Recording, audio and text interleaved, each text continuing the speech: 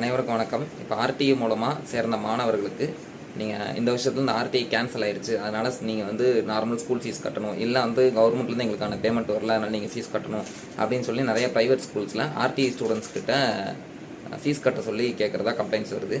So அது அப்படி கிடையாது. ஆர்டிஇ கேன்சல் ஆக கிடையாது. ஆர்டிஇங்கிறது ரைட் டு எஜுகேஷன். அந்த சட்டம் இன்னும் அமலில் தான் இருக்குது. அது கேன்சலும் ஆகாது. ஏன்னா இது வந்து ரூல்.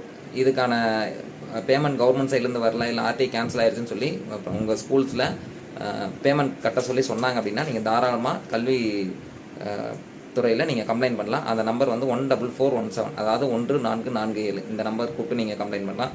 இல்லை இதை தாண்டி உங்களுக்கு ஏதாவது உதவிகள் வேணுனாலும் நீங்கள் தாராளமாக தமிழ்நாடு இளைஞர் கட்சியை தொடர்பு கொள்ளலாம்.